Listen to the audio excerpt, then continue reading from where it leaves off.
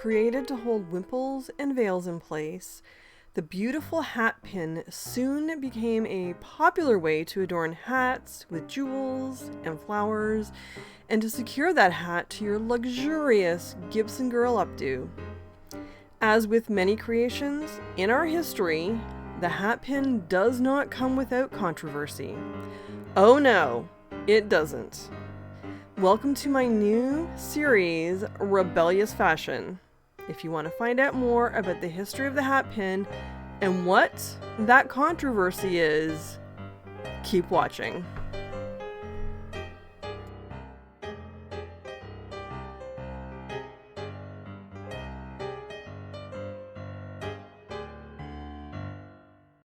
Hello and welcome to Killer Kitsch Lizzie, my weird little world where I like to knit and sew and do other crafty things. And as you would have heard in the intro, I'm talking about hat pins and the controversy around it.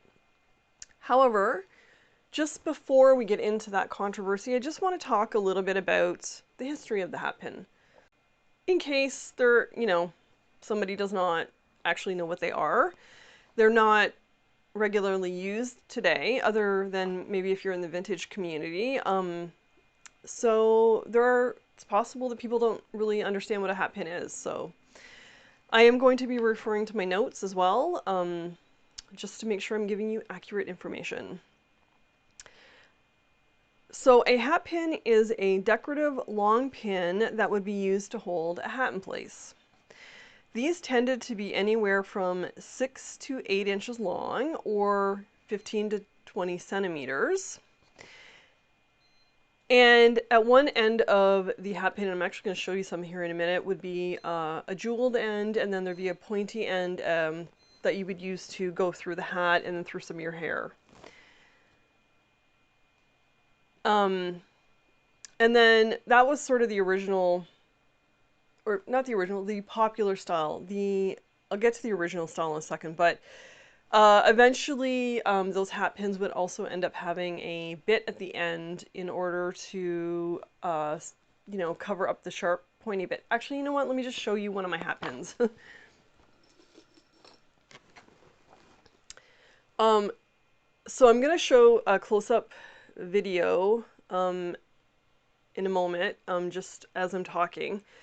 But yeah, there's a jeweled end up here, and then a sharp pointy end here, and then there's like a little bit that you put on that sharp pointy end so you're not getting picked or pricked or stabbing somebody accidentally. So there is that. So originally hat pins were invented as it was more like a type of pin that would hold a wimple or a veil in place, and that was its original use, and that was around the 1400s. And at that time, the wearer of the wimple or the veil would actually make their own hat pin, and they would craft it out of a variety of different materials, anything that would ensure that those would stay in place, right? Then you fast forward to the 1800s, and as with any fashion, somebody noticed this thing and thought to themselves, why not make it more decorative? So in the early 1800s, hat pins became popular again. Also, bigger hats at that point, like the mid 1800s, bigger hats were being worn, bigger hairstyles. So not everyone wanted to tie something under their chin or under their hair at the back. They wanted a little bit of freedom from that, from like the bonnet style hat. So in order to get rid of that ribbon or string or whatever that was holding your hat in place, the next best thing would be a clip or a hat pin. And at that point in time, hat pins were being individually made by craftspeople, and they were quite expensive, and usually only anyone who had the means financially would be buying hat pins for themselves. Then we fast forward a little bit more to the, the late 1800s, and hat pins are actually starting to become popular. And again, it has to do with hairstyles are changing and getting bigger, hats are getting bigger and more extravagant, and now, people are like, what would happen if we start manufacturing hat pins in factories, or like, a small factory, and maybe we could use less expensive materials to create things like the shaft of the hat pin, the middle part, right? So because of that, a lot more were getting sold. Prices came down. They became more affordable for everyone, not just the rich. And also, early 1900s, department stores become very popular, and with department stores comes all walks of life, walking into department stores and having accessibility to all of these things that only the rich used to be able to afford. So just backtracking a little bit. So when they started to gain popularity, that was around 1832 actually. And then, eventually they became, they were being made with machines. And if you go into like an antique store or vintage store, you will occasionally see hat pins. They are usually very expensive.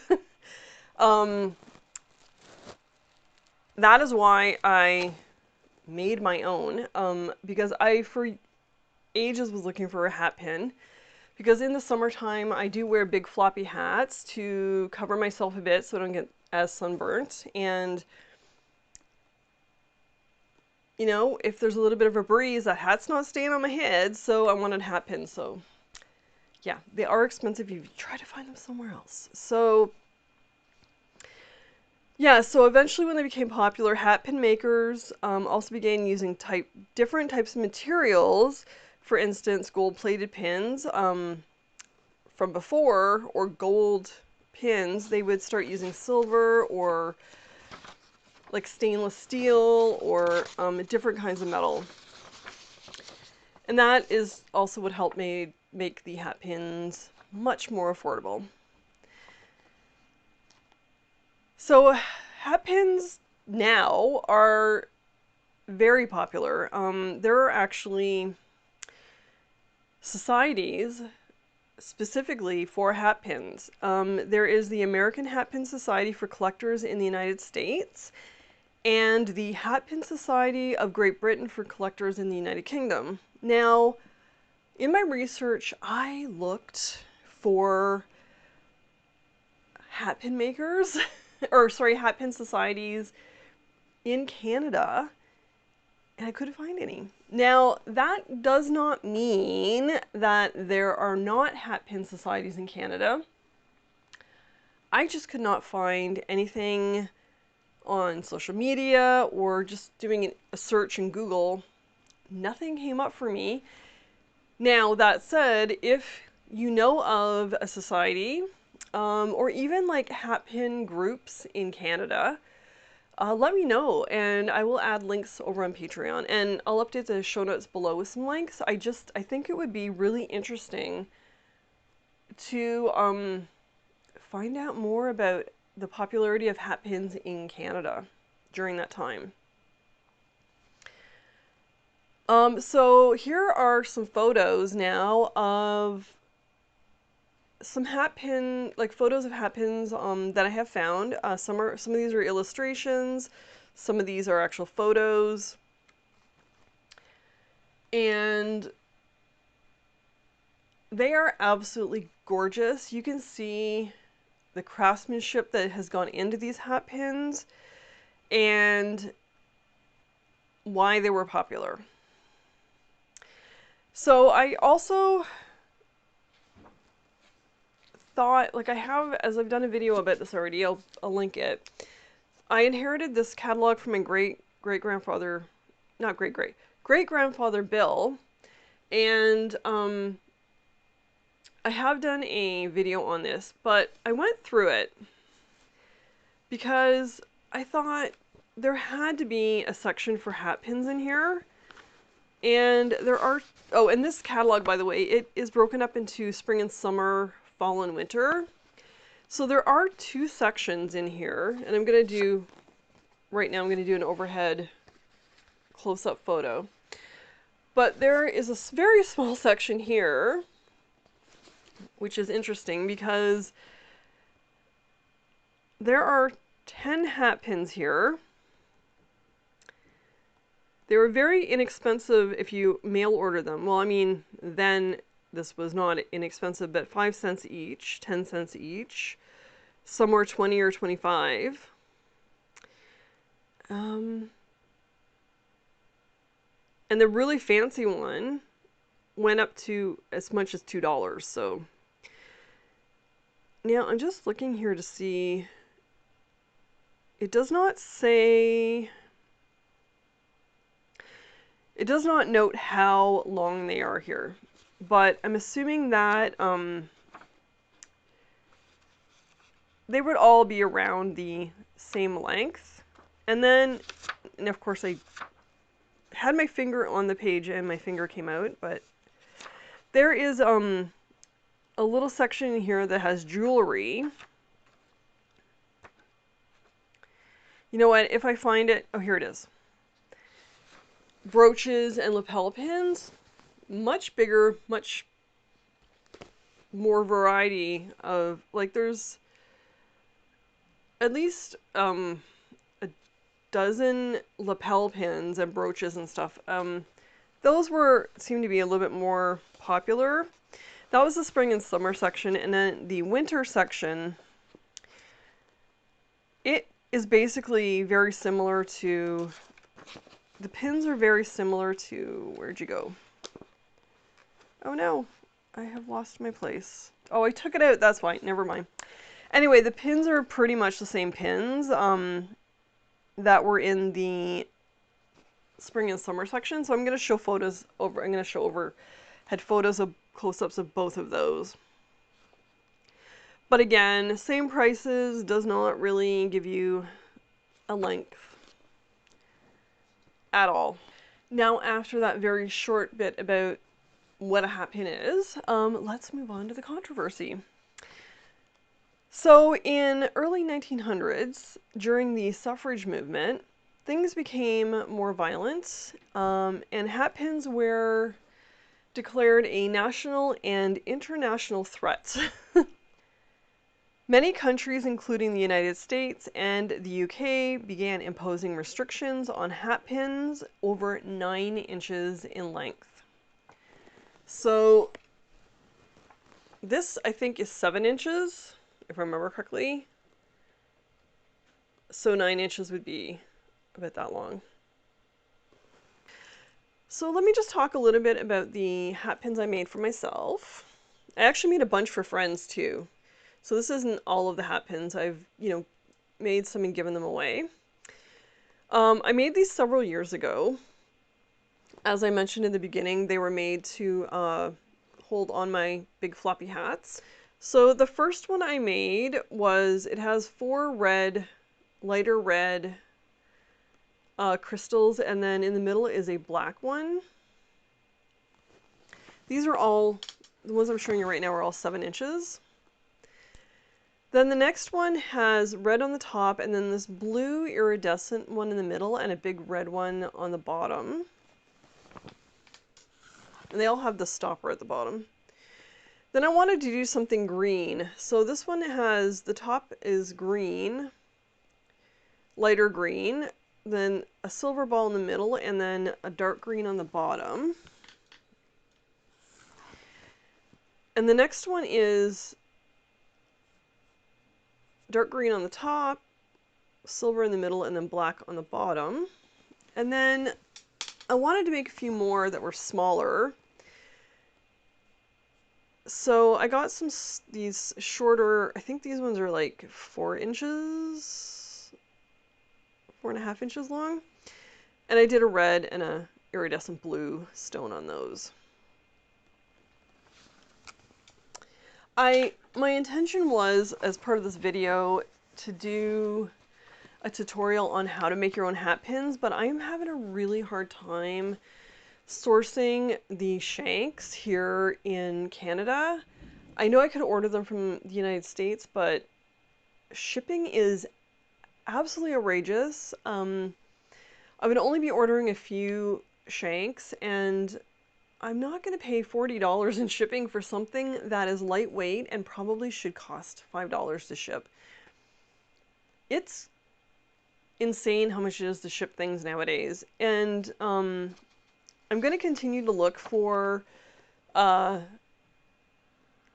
stuff in Canada. Now, I think I do have some more of the shorter ones. I have to look. If I do, what I could do is I could do a tutorial using the shorter one.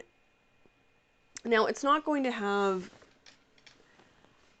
you know, the fancy top like this one here, but it's still a similar process. Like, if that is something that you might be interested in, let me know, or like let me know when I can do that. I have also seen a few lapel pin shanks that are similar to the top of this, where I could do something like this, but it would be much shorter.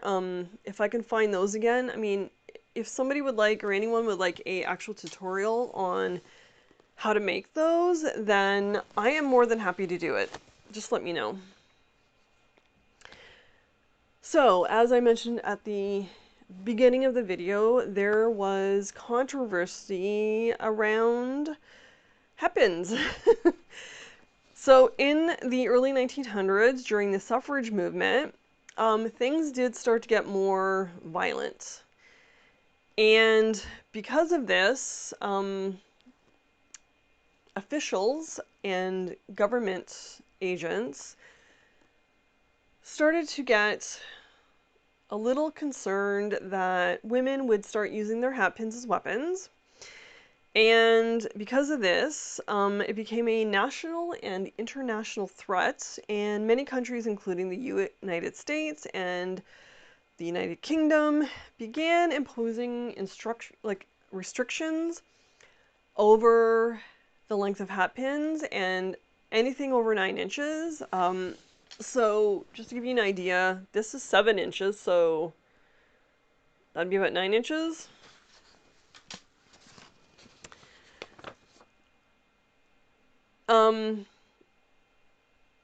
And I do talk about the suffrage movement in my flappers video, so please go back and look at that video. I'll link it below. But as I mentioned, there was a lot more violence during rallies. Now, mostly that violence was actually against the women in the rallies, as opposed to the women hurting people watching the rallies. So that is where this concern came from, but you know, some bystanders did get hurt during these, when the violence was happening. So, you know, at that point, we're looking at more extravagant, bigger hats, sort of that Gibson hairstyle. And yeah, because of this, you know, they were assuming that women were just going to pull their hat pins out and start stabbing people. And honestly, if you're getting beaten up and it's like going to help you stop the violence against you, would you blame anyone from doing that? I mean, you know. So in 1903, there was an account of Leota Blaker using a hat pin to actually defend herself against what was known as a masher. So what is a masher? A masher is a very unsavory gentleman. They were known to not adhere to proper etiquette when dealing with women. In 1903, you know, it's the Victorian age, and men still needed to be properly introduced to a woman before conducting any type of relationship with them. Mashers, however, thought that they were privileged and, above that, and would approach any woman they wanted. And they would always conduct themselves very inappropriately. So during this time, women were also becoming, more independent. They would often go out to their appointments on their own rather than being escorted by a chaperone of some sort. And mashers were taking advantage of women walking alone. And there were some news reports of women walking alone being assaulted. So Leota was defending herself in this case. She was defending herself against a masher while she was riding a coach. Leota was touring New York City at the time, and while she was on that coach, a gentleman became very inappropriate with her, so she pulled out her hat pin and she used it to defend herself. And so because of this, newspapers were beginning to report other instances where this was happening. And in my research about the violence against women and them using hat pins, I came across an article in, you can find it, I'll have the link, you can find it over on Trove. And it was called The Hatpin Peril. And it's an interesting read, and I do suggest that you do read it. I'm just going to read a little clip from this. So attention is being directed to the hatpin peril, particularly in the United States and incidentally in other countries. It may be only a coincidence, but it is rather a strange one. The almost simultaneously with announcement of the growing danger of the use of the hatpin should come fashion's dictum that hatpins are to be larger than ever this year. The recent accident and that which aroused the press of New York to protest against what one of the leading papers there picturesquely calls women's deadly weapon occurred at Binghamton in the state of New York. A young man named Howard T. Miller was sitting beside a young woman in a tram car. She suddenly turned her head just as... Okay, so this is something else, but she suddenly turned her head just as he was leaning forward, with the result of her hatpin accidentally scratching him before he left the car. So,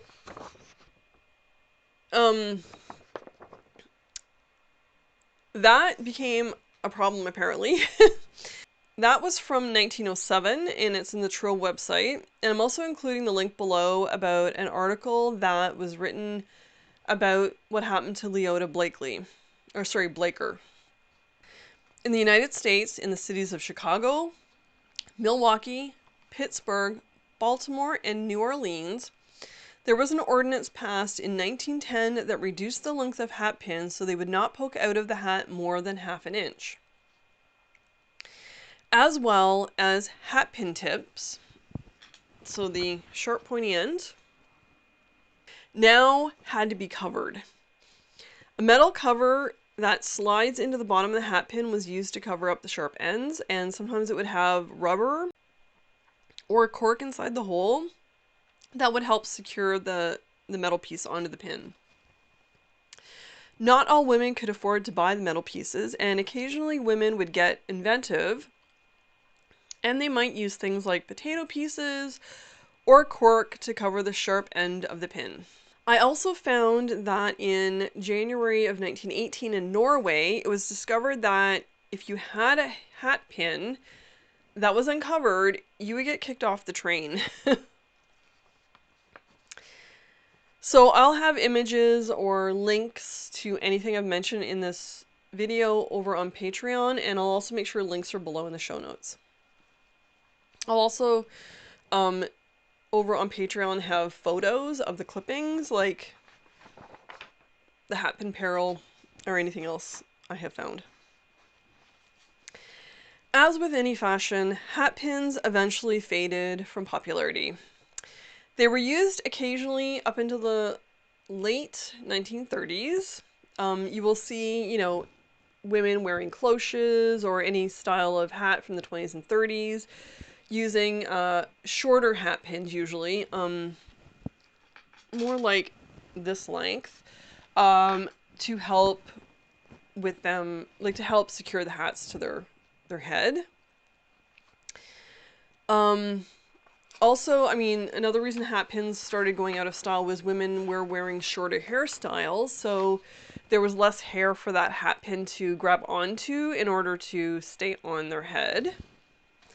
And it went completely out of style when World War II began, as the materials being used to make the hat pins were required for the war effort. Then, of course, you know, we moved forward to the 1950s, and hairstyles are, like, you know, the 40s, the long hair came back again, and then to a certain degree, and then come into the 50s, and we got short hair again. And, you know, much smaller hats, and you were less likely to use a hat pin. Instead, at that point, a lot of those small hats were being held onto your hair with combs, or like clips inside of the hat. And then, like, the need for hat pins were just gone. It just vanished. I personally feel like hat pins should come back in style for a number of reasons. And with, you are starting to see hat pins getting used more and more again with the vintage communities. Also, I think that's a reason why if you go to a antique market, that's why hat pins are so expensive because they're popular again. And, you know, as I mentioned, if I can find the proper long hat pin shank, I will definitely do a tutorial if people want it. I have a ton of these glass beads still. The spacers, I've got a lot of spacers. I have a lot of pearl, like not pearls, like beads, and like a whole bunch of stuff I could use to make more of these. If anyone wants a tutorial, I will hunt for the long ones, but if I can't find them, I'll do like a lapel version. I hope you enjoyed this video. Please subscribe, I would love it. I now have a channel membership, and when you join, you get perks, as well as you help my channel out. And yeah, comment below, let me know, do you own any hat pins? Do you want a tutorial? Have you inherited hat pins? I think inheriting a hat pin would be amazing. I have so many brooches. But I would like to, and lapel pins. I got tons of lapel pins. To inherit some hat pins would be amazing. But yeah, again, if you like this channel, subscribe, give me a thumbs up, and until next time, stay kitschy. Oh, by the way, I'm selling Stay Kitschy t-shirts. They're over on my Ko-fi. I'll put a link below. Bye!